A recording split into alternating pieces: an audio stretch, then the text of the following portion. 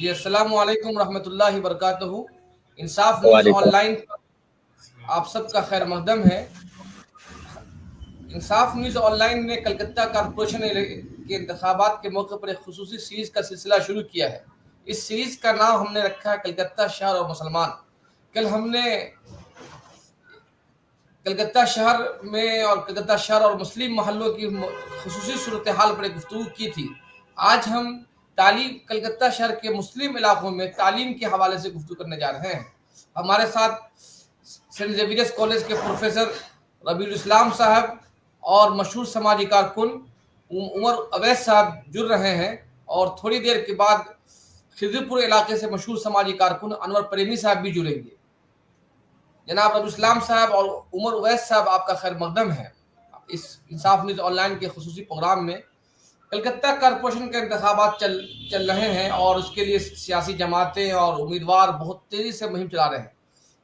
हमारा सवाल उमर उवैस साहब आपसे, सबसे पहले मैं आपसे शुरुआत करूंगा कि आप समाजी कारकुन हैं और आप पब्लिक में रहते हैं और उस पर काम करते भी रहे हैं। क्या कलकत्ता कॉरपोरेशन के इंतखाब में जो बुनियादी तालीम फराहम करना कॉरपोरेशन की जिम्मेदारी होती है, कॉरपोरेशन के स्कूल होते हैं, क्या इस इशू पे बात हो रही है हमारे मुस्लिम मोहल्लों में? उमर उवैस साहब। बहुत बहुत शुक्रिया इंसाफ ऑनलाइन न्यूज़ का, जिन्होंने हमें इस प्रोग्राम में मदऊ किया, और हमारे मोहम्मद रबीउल इस्लाम साहब को भी मैं सलाम पेश करता हूं। नाजरीन, इन्होंने बहुत अच्छा सवाल किया कि कॉरपोरेशन इलेक्शन में एजुकेशन के ऊपर कोई बात हो रही है कि नहीं। लिहाजा ये बड़ी अफसोसनाक बात है कि कोलकाता म्यूनिसिपल कॉरपोरेशन का जो इंतखाब होने जा रहा है, इसमें एजुकेशन और जो लोगों के बुनियादी बेसिक मसाइल है उस पर कोई बात नहीं हो रही है। कोई भी बात अब तक जो मैंने सुना, कहीं भी ऐसी जगह मेरे कान में आवाज़ नहीं आई, या मैंने जो अपने टीम के जरिए कई वार्डों का मैंने सर्वे कराया, जिसमें अपना कंसर्न मैंने फेसबुक के जरिए क्लियर किया, इसमें कोई भी बात ऐसी नहीं आ रही है जिसमें समाज को डेवलप करने की बात हो। एजुकेशन हमारा बुनियादी हक है, और कोलकाता म्यूनिसिपल कॉरपोरेशन के अंडर में चलने वाले वार्ड्स में जो स्कूल हैं, उन तमाम मैक्सिमम स्कूलों के हाल बहुत बुरे हैं, सिवाय चंद वार्डों को छोड़कर, जिसका मैंने सर्वे नहीं किया। लेकिन जिस इलाके में मैं 5 वार्ड को कवर करता हूं, मैं राजा बाजार के इलाके में रहता हूं, इन इलाकों में जो भी कॉरपोरेशन के अंडर में चलने वाले स्कूल्स हैं, उसके हालात बहुत खस्ता है। टीचर्स की कमी है, उर्दू टीचर्स नहीं है उर्दू स्कूलों में। बाज़ जगहों में तो ऐसा है कि नॉन टीचिंग स्टाफ की भी कमी है। इंफ्रास्ट्रक्चर के हालात ऐसे हैं कि अल्लाह ही रहम करे। तो ये तमाम जो ओवरऑल मुद्दा है कि हमारी जो बुनियादी ज़रूरत है, उन ज़रूरतों को नज़रअंदाज करके सिर्फ और सिर्फ मोदी और दीदी और फलाना चीज़ें पे बात हो रही है, जो कि नहीं होना चाहिए था। ये बहुत ही अफसोसनाक पहलू है।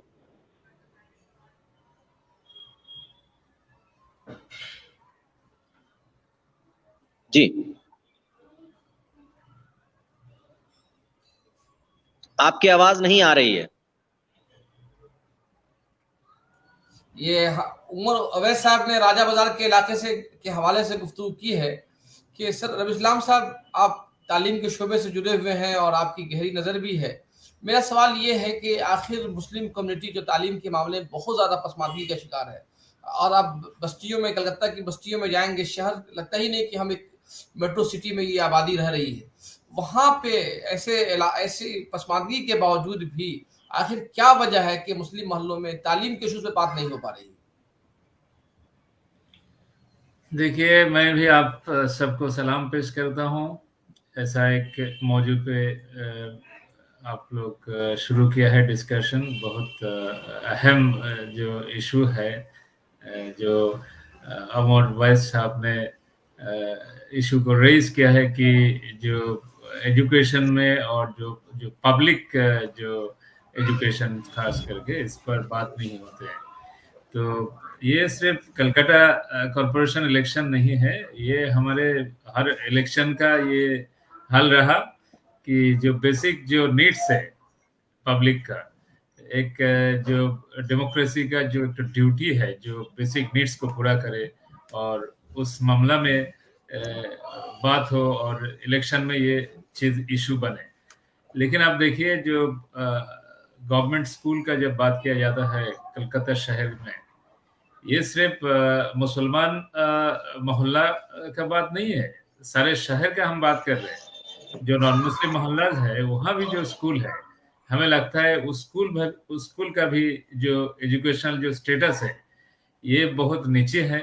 क्योंकि देखिए जहाँ शहर में जो प्राइवेट स्कूल है जो आगे बढ़ रहे हैं, प्राइवेट स्कूल का आप इंफ्रास्ट्रक्चर देखिए, आप गवर्नमेंट स्कूल का इंफ्रास्ट्रक्चर बराबर नहीं कीजिएगा तो ये एक आप लोगों को गुमराह कर रहे हैं और रॉन्ग डायरेक्शन में आप लोगों को डाल रहे हैं। ये गवर्नमेंट की तो जिम्मेदारी बनता है। आप देखिए दिल्ली गवर्नमेंट जो है, स्टेट गवर्नमेंट अगर चाहते तो कर पाते हैं। कभी कभी पॉलिटिशियन लोग बोलेगा नहीं स्टेट इतना नहीं कर पाते।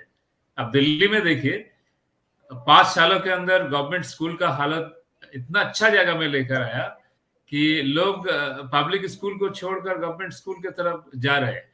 और पब्लिक स्कूल में जो जा रहे हैं, पब्लिक स्कूल के तरफ जो हम लोग डाल रहे लोगों को ना, जो गवर्नमेंट की एक जिम्मेदारी होता है, जो जिम्मेदारी गवर्नमेंट नहीं निभा रहे, तो इसमें सबसे जो अफेक्टेड कौन लोग हैं?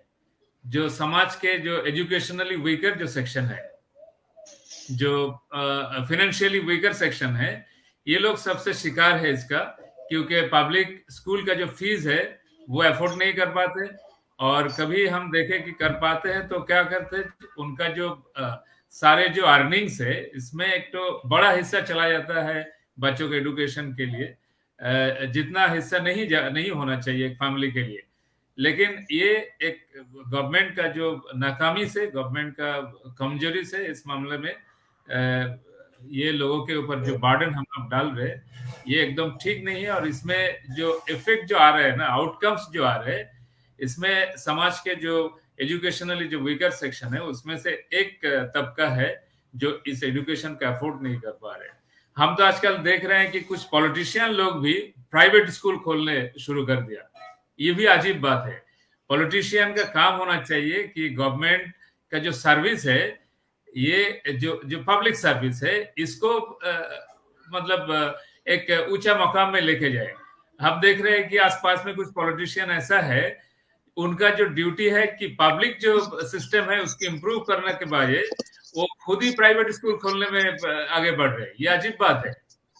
और हमें लगता है कि जो एक जो पब्लिक रोल होना चाहिए, एक पब्लिक पॉलिटिशियंस का रोल होना चाहिए, ये लोग नहीं समझ रहे। और कौन बोल रहा है?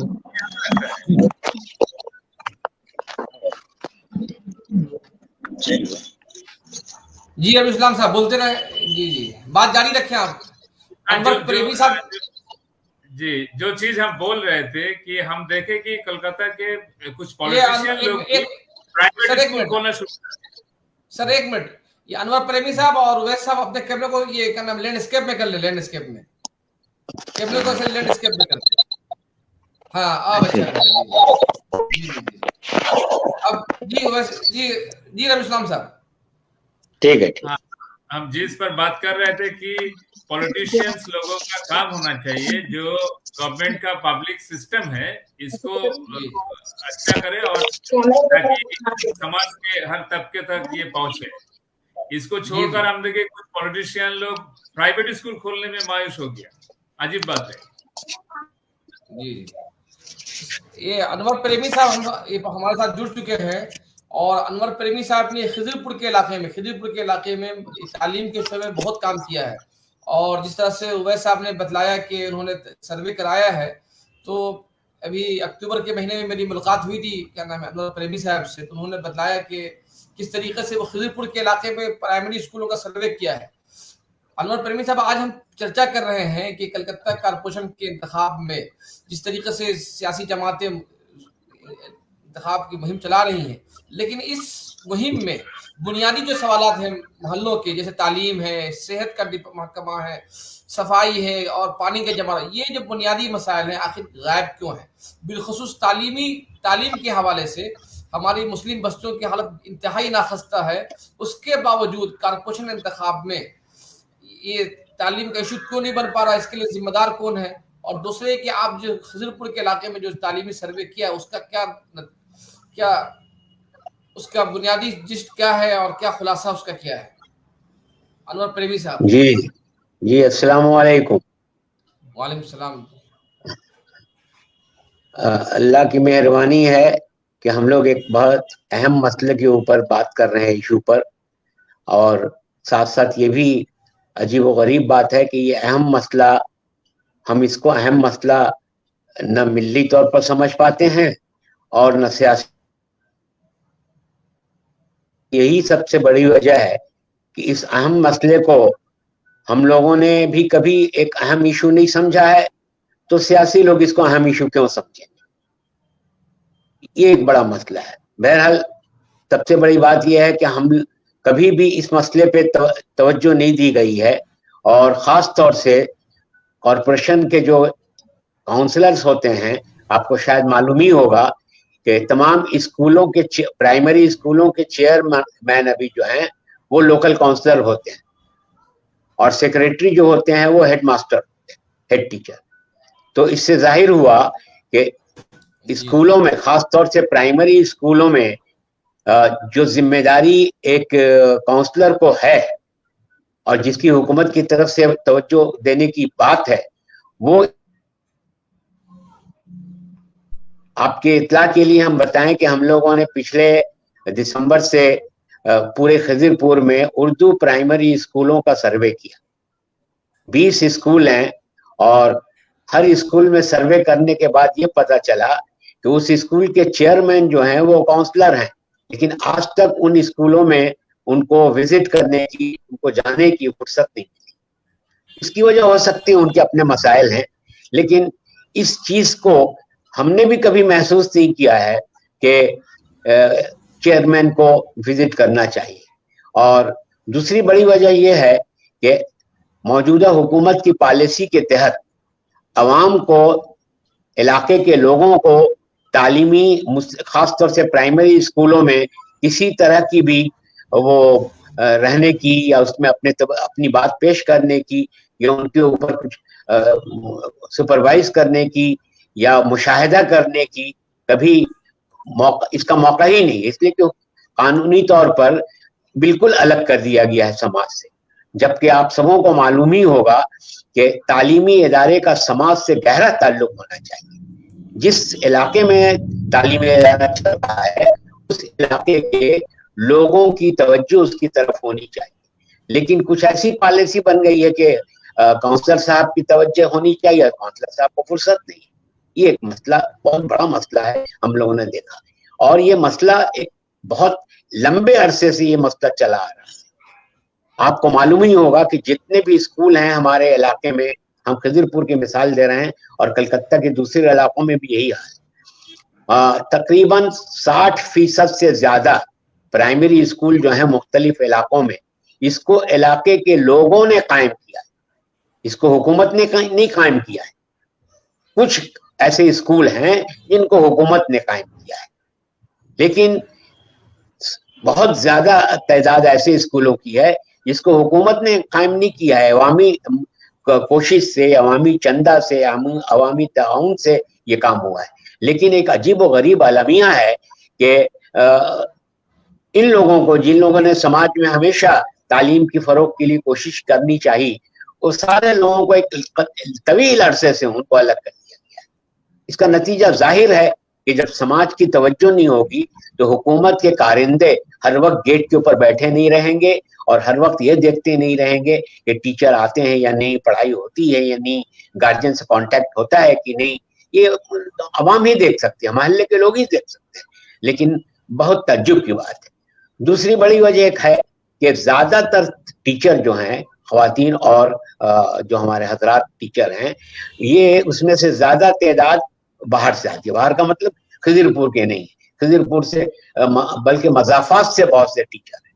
अब वो उनकी कोई बातचीत, उनकी कोई जान पहचान इलाके के किसी से नहीं, बल्कि इलाके के कोई जानता भी नहीं है कि ये फला स्कूल के टीचर हैं। तो इस तरह से क्या है कि हुकूमत ने कुछ ऐसी पॉलिसी बना ली है, इस पॉलिसी के तहत काउंसलर को देखना चाहिए। काउंसलर टोटल इस मामले में बिल्कुल अलग है। हम लोगों ने बहुत कोशिश की है काउंसलर से मुलाकात बात करना, उनको बुलाना, लेकिन उनकी तरजीह ही नहीं है इसके। तो अब सवाल पैदा ये होता है कि आपने जो सवाल किया कि जब हुकूमत की तरजीह नहीं है कि स्कूल की तरफ तवज्जो हो, जब अवाम को अलग कर दिया गया स्कूल से, तो फिर सवाल पैदा ये होता है कि कॉर्पोरेशन के इलेक्शन में इशू बनेगा कैसे? सवाल ही नहीं बनने का। इसलिए ये इशू है ही नहीं कॉर्पोरेशन इलेक्शन। कहीं कहीं सेहत के मुतालिक कुछ बातें होती हैं और ज्यादातर बात होती है कि शादी घर बना है कि नहीं, कम्युनिटी हॉल बना है कि नहीं, ये इसके बारे में इशू के तौर पर कहा जाता है, पानी के बारे में, सफाई के, लेकिन तालीम के बारे में किसी तरह से कोई बात नहीं। अभी तो हम एक अखबार है कलकत्ते का, वो मुसलसल सर्वे शाये कर रहा है, लेकिन उस सर्वे में आपको ताज्जुब लगेगा कि तालीम का जिक्र ज़िमनी तौर पर बिल्कुल आ रहा है। यानी कोई मसला ही नहीं है जिसको कि कॉर्पोरेशन देखे या काउंसलर देखे। तो सवाल ये पैदा हो रहा है कि हम इसको मसला बनाना ही नहीं चाह रहे हैं। और ये बहुत जरूरी है कि तालीम के सिलसिले में इलाका के लोगों का मतलब यह है कि तमाम तरह के लोग, हम सिर्फ नहीं कह रहे हैं कि सिर्फ मुस्लिम कम्युनिटी के लोग, बल्कि मुसलमान भी हों, गैर मुस्लिम भी हों। क्योंकि आपकी तवज्जो के लिए ये भी बता दूं कि मुस्लिम इलाकों में हाँ बेटा 10 मिनट लगेंगे बेटा, थोड़ा सा जरा एक में बैठे हुए जरा मीटिंग में बैठे हुए। हाँ बस खत्म कर नहीं बोलो। तो एक कसीर तादाद मुस्लिम बच्चियों की बंगला स्कूलों में, हिंदी स्कूलों में कसीर तादाद है। और आपको सुन के ताज्जुब होगा कि खिजरपुर के इलाके में 4-5 ऐसे स्कूल हैं जिनमें बंगला स्कूल और हिंदी स्कूल, जहां मुस्लिम तलबा की तादाद 70 से 80%। तो ये मसला सिर्फ उर्दू स्कूलों का नहीं है, ये मसला बंगला स्कूलों का भी है, ये मसला हिंदी स्कूलों का भी है। लेकिन अफसोस की बात है हमारी तवज्जो जो है ना, एक तो अगर सोचते नहीं है, और अगर सोचते हैं तो सिर्फ उर्दू स्कूल में मुसलमान को लेके सोचते हैं। अरे भाई, सिर्फ मुसलमान को लेके उर्दू स्कूल के बारे में इलाके में जहां पर 60 से 70% बच्चे हिंदी और बंगला स्कूलों में हैं, तो आप हिंदी और बंगला बोलने वालों को किससे अलग क्यों कर देते हैं? इसलिए आपको स्कूल के मसला के, तालीम के मसला को, स्कूल सिर्फ नहीं, आपके लाइब्रेरी, आपके कोचिंग सेंटर्स, ये सब भी तालीम से जुड़े हुए हैं। इन सारी चीजों के गौर करने के लिए इलाकाई तौर पर जब लोग, चाहे वो मुसलमान हो चाहे गैर मुस्लिम हो, इलाका के लोग हैं, उनको लेकर अगर इस तरह का संजीदगी से काम नहीं किया जाए और बिल्कुल ये समझा जाए कि संजीदगी से हमको काम करके अगले साल, हर साल एक रिपोर्ट तैयार किया जाए और इस रिपोर्ट की कॉपी हुकूमत के जिम्मेदारों को और काउंसलर को भेजा जाए कि हमने एक साल में इतने दिनों तक आप सर्वे करके, हम लोग हैं जो इसी इलाके के रहने वाले, इसी मोहल्ले के रहने वाले हैं, हम लोग, जैसे स्टेट ऑफ द एजुकेशन होता है, स्टेट ऑफ द हेल्थ होता है, इसी तरह state of the education in A locality, इस तरह की एक रिपोर्ट शायद अगर हो और ये रिपोर्ट मुसलसल 5 साल तक शायद होता रहे,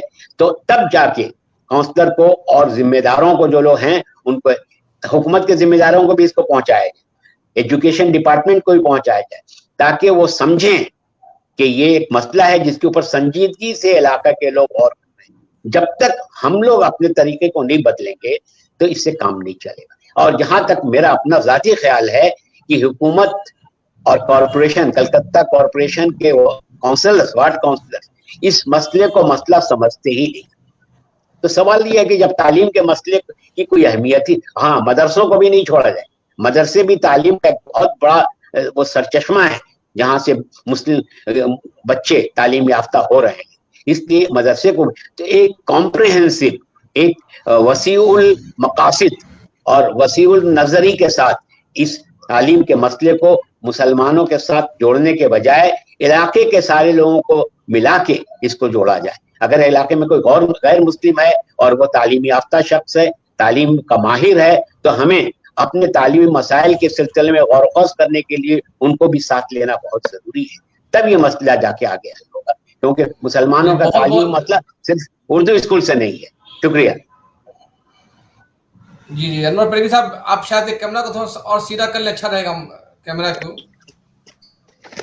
हाँ, ये रबी इस्लाम साहब, ये जिस तरह से अनवर प्रेमी साहब ने अपने इलाके की सूरत हाल पर रोशनी डाली है और उर्दू स्कूल ही नहीं बल्कि बांग्ला मीडियम और हिंदी मीडियम स्कूलों के बारे में गुफ्तगू की और ये बतलाया है कि ये क्या नाम है, इलेक्शन किया आम दिनों पर भी उर्दू स्कूलों पर बात नहीं हो रही मुस्लिम माशरे में, जबकि तालीम जो है किसी माशरे की तरक्की का एक कलीद और चाबी होती है, अहम चाबी होती है। उसके आखिर क्या वजह है कि हमारा माशरा जो मुस्लिम माशरा है, इतना बड़ा इलेक्शन हो रहा है जो शहर के, लेकिन इस हमने जो मुहिम देख रहे हैं कि भाई अगर आपको आपकी जिंदगी है तो ममता जी को देख को वोट दो। क्या कब तक हम एक लीडर को देख कर वोट देते रहेंगे? ये हमारे जो बुनियादी मसाले हैं, तालीम, सेहत, हेल्थ, साफ सुथराई, इस पर क्यों नहीं हमारा माशरा बेदार? उसके लिए हमें क्या करना चाहिए? माशरे को जगाने के लिए क्या रोल अदा करना चाहिए?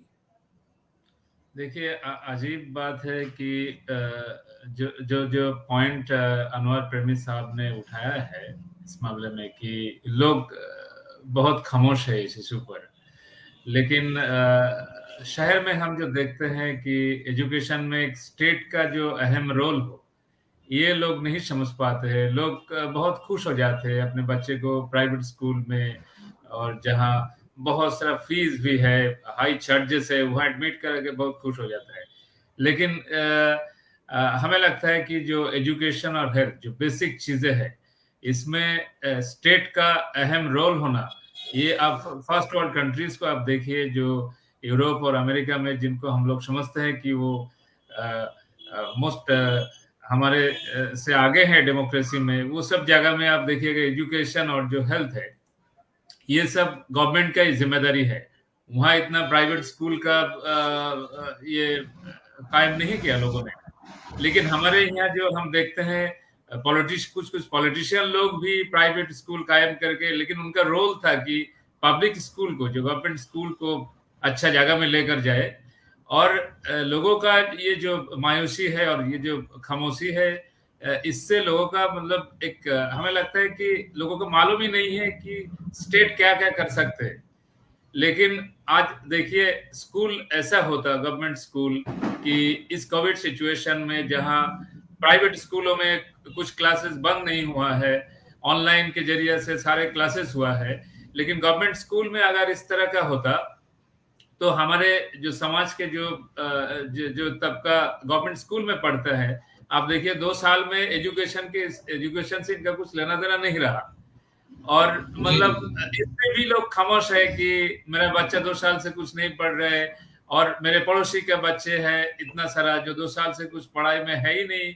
तो इसके लिए हम लोग बात उठाए कि स्कूल में क्यों नहीं ऑनलाइन क्लासेस अरेंज किया जाएगा, क्यों नहीं इंफ्रास्ट्रक्चर बढ़ाया जाएगा ताकि जो एजुकेशन दे सके प्राइवेट स्कूल की तरह। प्राइवेट 100% ऑनलाइन क्लासेस होता है, गवर्नमेंट 50% ऑनलाइन क्लास नहीं अरेंज कर सकते। लेकिन गवर्नमेंट की तरफ से और जो जिम्मेदार है, जो अनवर प्रेमी साहब ने हम लोगों को कहा है कि जो काउंसिलर का एक रोल होता है, इनके तरफ से भी कुछ कोशिशें हम लोग नहीं देखा। तो ये जिम्मेदार तो हम सब लोग हैं।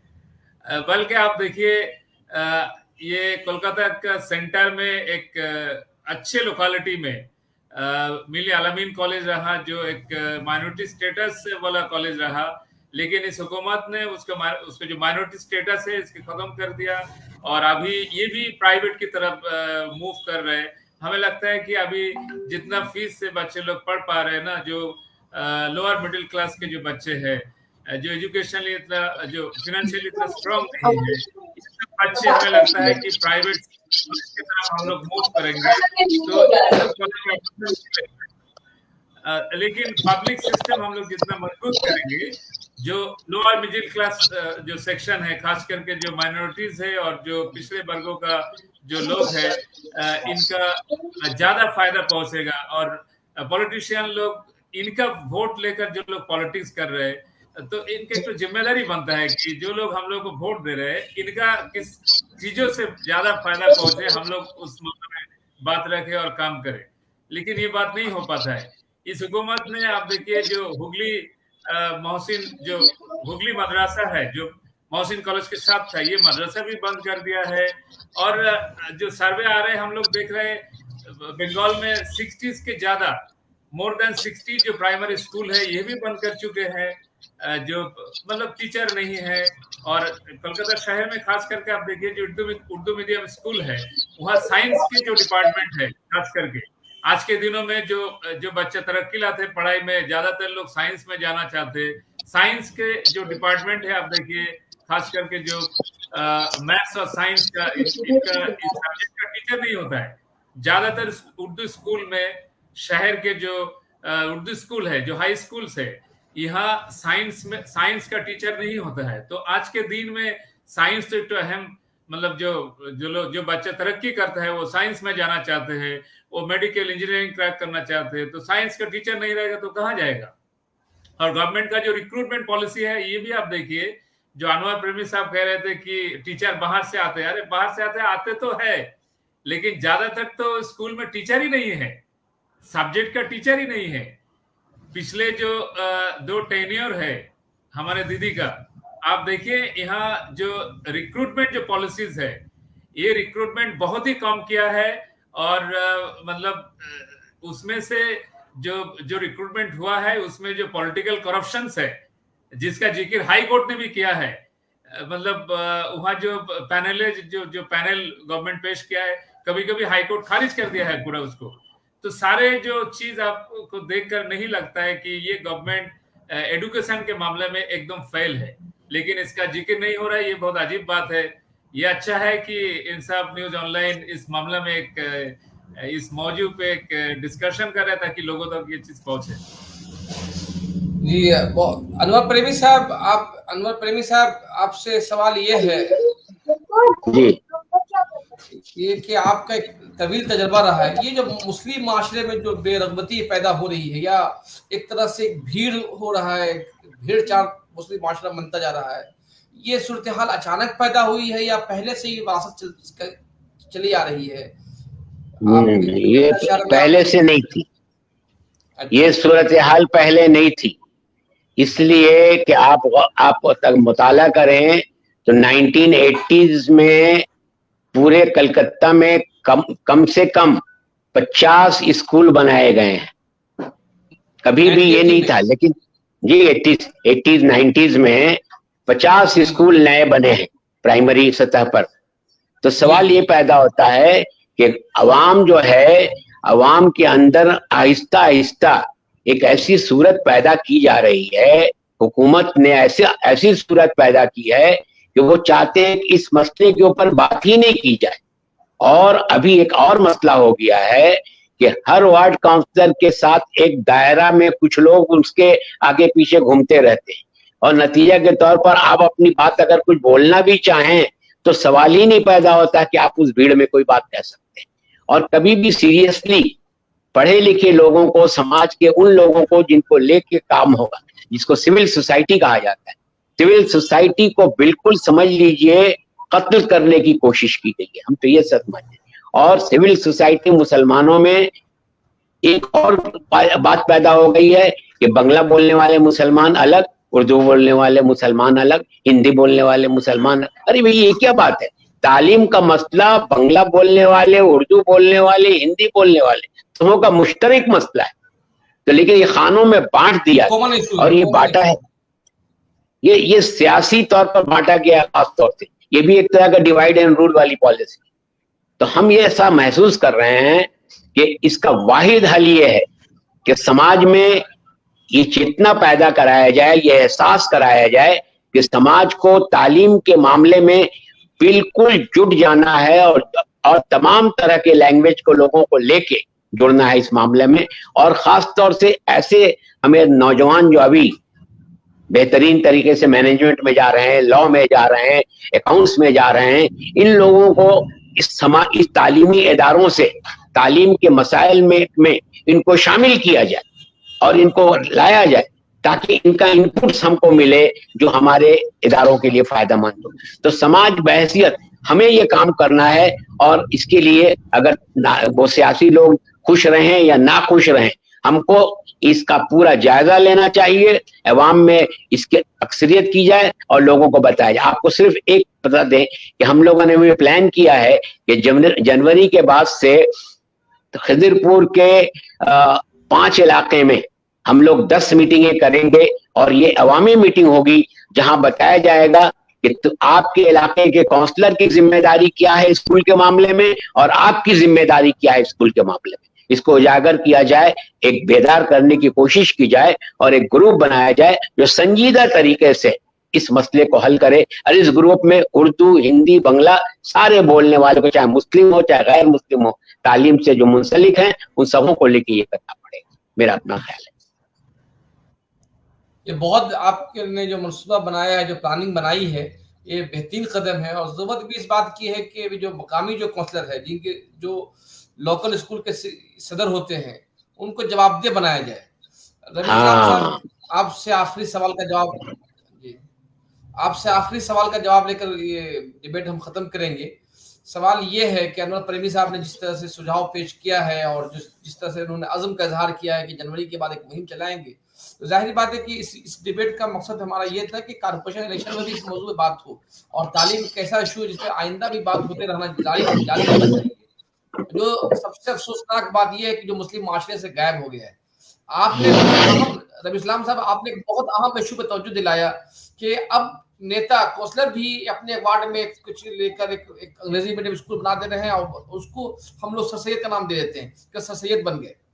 मेरा सवाल ये है कि एक स्कूल में, एक वार्ड में अगर 9 या 8 या प्राइमरी स्कूल है, उसको आप खत्म करके एक प्राइवेट स्कूल बना रहे हैं, उससे तो तालीम का फरोग तो नहीं हो सकता है। तो ये जो रुझान पैदा हुआ जिसकी तरफ आपने तवज्जो दिलाई है कि सियासतदान एक प्राइवेट स्कूल बना दे रहे हैं और अपने आप को सर सैयद का खिताब ले लेते हैं कि हम सर सैयद बन गए। सवाल ये है कि आखिर हम कब तक सर सैयद के नाम पर या इमाम कासिम ननौतवी के नाम पर या दीगर बड़े अकाबिरीन के नाम पर मुसलमान जो है भटकते रहेंगे? आपसे मेरा सवाल ये है रवि इस्लाम साहब कि प्राइमरी स्कूल को किस तरह से आगे बढ़ाया जाए। और ये आज की तारीख में आपने कोविड का भी हवाला दिया है कि कोविड में किस तरह से प्राइवेट स्कूल में ऑनलाइन तालीम हुई और कारपोरेशन के या सरकारी स्कूल में तालीम खत्म होगा। लेकिन अभी ममता बनर्जी ने एक कानून तो बनाया नहीं, लेकिन ऐलान किया है कि जो बांग्ला नहीं जानते उनको नौकरी नहीं मिलेगी। मेरा सवाल आपसे ये है इस्लाम साहब, उर्दू नोई मुसलमान, उर्दू बोलने वाले, हिंदी बोलने वाले बांग्ला पढ़ने के खिलाफ नहीं है, लेकिन जब स्कूलों में बांग्ला टीचर नहीं होंगे, जब बांग्ला पढ़ाई नहीं होगा, तो ये तलबा बांग्ला कैसे जानेंगे? तो आखिर ये जो बांग्ला प्रेम है, क्या ये दिखलावा है या उनको बांग्ला प्रेम, बांग्ला के तई वाक़ईतन मोहब्बत है, या इस पर बांग्ला के नाम पर सियासत कर रही है ममता बनर्जी? देखिए, ये तो सियासी आदमी का जो अनवर प्रेमी साहब ने कहा है, डिवाइड एंड रूल हर तरह का होता है, लेकिन भाषा क्या है, एक भाषा से ऐसा अलग नहीं करना चाहिए लोगों को। सबका तालीमी जो एक इश्यूज है, ये कॉमन इशू है, इसमें भाषा का कोई डिफरेंसेस नहीं होता है। हर भाषा में अपना अपना जो भाषा में ही तालीम ले, उसमें कोई फर्क नहीं होता है। लेकिन कलकत्ता शहर ऐसा कभी नहीं था। कलकत्ता में ये बांग्ला, हिंदी, उर्दू बोल के ऐसा डिफरेंसेस कभी नहीं था। हमारे टैगोर ने तो कहा था कि ये जो हमारे जो ट्रेडिशंस है और जो हमारे कल्चर है कि देबे यार नेबे, मेला बे यार मिली बे, कि आप लोगों का भाषा सीखो और अपना भाषा भी लोग भी, बांग्ला भी लोग सीखेगा, हम लोग भी हिंदी और उर्दू सीखेंगे और लोगों का कल्चर भी हम लोग लेंगे और बाहर से लोग आके भी हम लोग का कल्चर लेंगे। ये जो एक्सचेंज ऑफ कल्चर और एक्सचेंज ऑफ लैंग्वेजेस होगा, ये एक बंगाल का एक कल्चर है। तो ममता बनर्जी ने जो दीदी ने जो बात की है, ये बिल्कुल जो बंगाली कल्चर है इसके खिलाफ है। बांग्ला बंगाल में ऐसा कभी हमारे जो लीडर्स है और हमारे जो ट्रेडिशंस है, इस मामला में ऐसा बात कभी अच्छे लोगों ने किया नहीं। बंगाल सबको अपनाता है, कलकत्ता सबको अपनाता है। तो ऐसा कोई नहीं है कि यहाँ अब रहने से आपको ये करना होगा, फलाना ये करना होगा, और ये कोई कॉन्स्टिट्यूशन बाउंड भी नहीं है। ये जो मुंबई में बाल ठाकरे और ये सब लोग जो पॉलिटिक्स किया था, ममता शायद उस तरफ मूव कर रहे, ऐसा नहीं होना चाहिए। ये समाज में एक डिविजन पैदा करता है, जो लोगों का जो डेवलपमेंट के लिए और जो अहम इशू जिसमें बात होना चाहिए, इसके लिए ये एक खतरा है। इस तरफ नहीं जाना चाहिए लोगों को। भाषा जो भी हो, जैसे अनवर प्रेमी साहब ने कहा है, एजुकेशन का जो इशू है ये कॉमन है और एजुकेशन, जो पब्लिक एजुकेशन, पब्लिक हेल्थ, ये गवर्नमेंट का जिम्मेदारी है। और इस मौजू पे हर लोगों को बात उठाना चाहिए कि जो एक सिविल सोसाइटी है, जो अनवर प्रेमी साहब ने कहा, इनका एक रोल भी होना चाहिए, ये लोगों को जगाए। और जो कॉमन लोग है, जो डेली जो देख रहे हैं कि काउंसलर का क्या रोल रहा है इसमें, इन लोगों को एटलीस्ट क्वेश्चन करना चाहिए। जब वोट मांगने आएगा, पूछना चाहिए कि हमारे बच्चों का एजुकेशन के लिए, तालीम के लिए आपने क्या किया है, हमारे जो हेल्थ इश्यूज के लिए। जो आप कोरोना टाइम में आप देखा, जो एक पीक में था अप्रैल मई महीने में, ये तो प्राइवेट जो हॉस्पिटल है इसमें भी जगह नहीं था, लेकिन हमारे दीदी ने तो एकदम पहले 2020 का शुरू में ऐलान कर दिया था कि एक बड़ा स्टेडियम को कोविड हॉस्पिटल बनाया जाएगा। वो कहाँ गया? ये क्वेश्चन नहीं करेगा कलकत्ता वालों इलेक्शन में? तो हम लोग क्या देखा कि गवर्नमेंट हॉस्पिटल में तो बिल्कुल ही जगह नहीं है, प्राइवेट हॉस्पिटल में भी भर गया है। तो गवर्नमेंट हॉस्पिटल में जो इंफ्रास्ट्रक्चर बढ़ाने का जो बात हुआ था 2020 का शुरू में, दीदी ने जो उठाई थी बात, उस मामला में कुछ काम नहीं किया। कहाँ स्टेडियम में हॉस्पिटल बना है? हवा में। तो ये सब बाद में लोगों का जो इशू रेज करना चाहिए। अभी जो इलेक्शन का प्रचार में जो लोग आएगा वोट मांगने के लिए, पूछना चाहिए, आप कोविड के टाइम में आप कहाँ थे? जो कोविड वॉरियर था वो तो जो सिविल सोसाइटी के लोग थे और कुछ एनजीओ थे, आप कहाँ थे? और 2 सालों से बच्चे लोग कुछ नहीं पढ़ा है, उस मामले में जो लोग काम कर रहे हैं, आप लोग तो कुछ किया नहीं, आप कहाँ थे उस वक्त? तो ये एजुकेशन और जो हेल्थ इश्यूज में पिछले 2 सालों में, स्पेशली जो कोविड सिचुएशन में, लोगों का टफ टाइम में गवर्नमेंट का जो रोल होने का था, और ये जो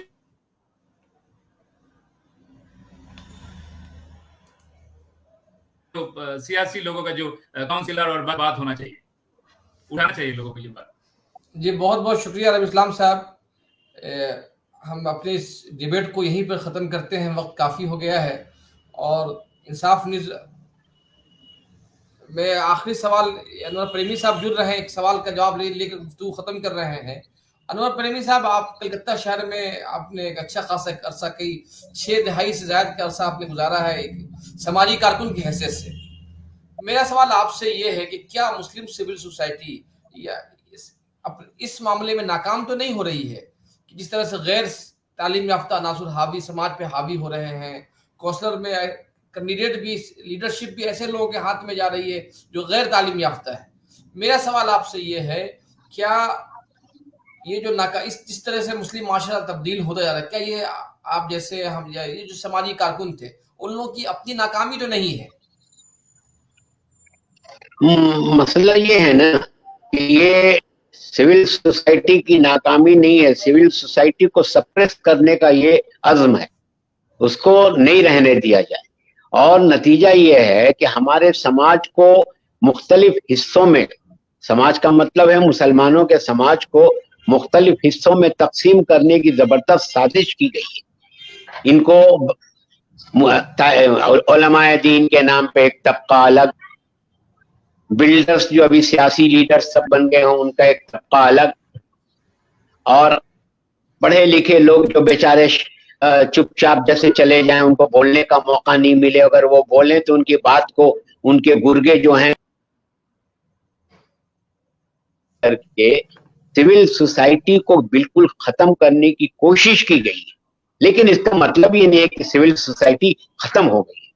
सिविल सोसाइटी को आप जैसे चैनल्स जो हैं काम कर रहे हैं, और ऐसे सहाफी जो हैं जो निडर तरीके से काम कर रहे हैं, आप लोग इसको जगाने की कोशिश कर रहे हैं। हमें मुकम्मल यकीन है कि लोग इस बात को समझ रहे हैं कि हाँ, इस किस्म की जो हरकत की जा रही है, मुसलमानों के बुनियादी मसाइल से उनकी तवज्जो हट जाए, ये मुकम्मल कोशिश। और इस कोशिश में कुछ हद तक कामयाब भी हो रहे हैं, लेकिन आहिस्ता आहिस्ता लोग समझ रहे हैं। हमने अभी बात कही ना कि समाज के तमाम लोगों को मिला के काम करना होगा, और उनका मकसद है कि बांट दो, अलग अलग कर दो। बंगाली मुसलमान, उनका उर्दू वाला से कोई ताल्लुक ही नहीं है, उनका अलग कल्चर है, उनका अलग। अरे कल्चर अलग है तो क्या, हम एक इलाका में तो रहते हैं, उस इलाका के तालीमी मसाइल के ऊपर, कलकत्ता हमारा इलाका है, कलकत्ता में सब लोग रहते हैं, सब तरह के लोग, सबों को तालीमी मसाइल में बोलने का, हिस्सा लेने का, ताउन करने का, मशवरा देने का, साथ देने का, एक तंजीम, एक तहरीक बनाने का सबों को हक है। ये उर्दू वालों के का हक नहीं है, बंगला का हक नहीं, हिंदी का हक नहीं, ये जानबूझ की इस तरह की चीजें पैदा की जा रही है। तो सिविल सोसाइटी मुर्दा नहीं है, लेकिन इसको दबाने की कोशिश की गई है और इसको अब जागना ही है।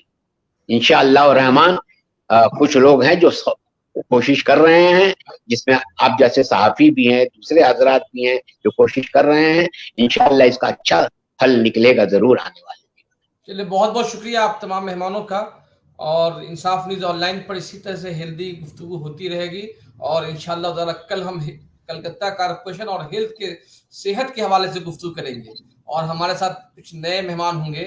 आज के जो मेहमान अनवर प्रेमी साहब, प्रोफेसर इस्लाम साहब, उमर वैस साहब, तमाम लोग खैर मकदम करते हैं और आप हज़रात का शुक्रिया। अब इंसाफ न्यूज़ ऑनलाइन के कारियों से, नाज़रीन से दरख्वास्त है कि हमारा ये फेसबुक पेज लाइव करें और हम यूट्यूब पर भी हैं। इंसाफ न्यूज़ ऑनलाइन हमारा यूट्यूब चैनल है और उसको भी आप लाइक करें और ये जो हमारी जो सहाफ़त है, अखलाकी अक़दार पर मबनी सहाफ़त को फ़रोग़ देने में हमारे साथ ताउन करें। आप तमाम हज़रात का बहुत बहुत शुक्रिया। हाँ, हम लोगों का भी बहुत शुक्रिया।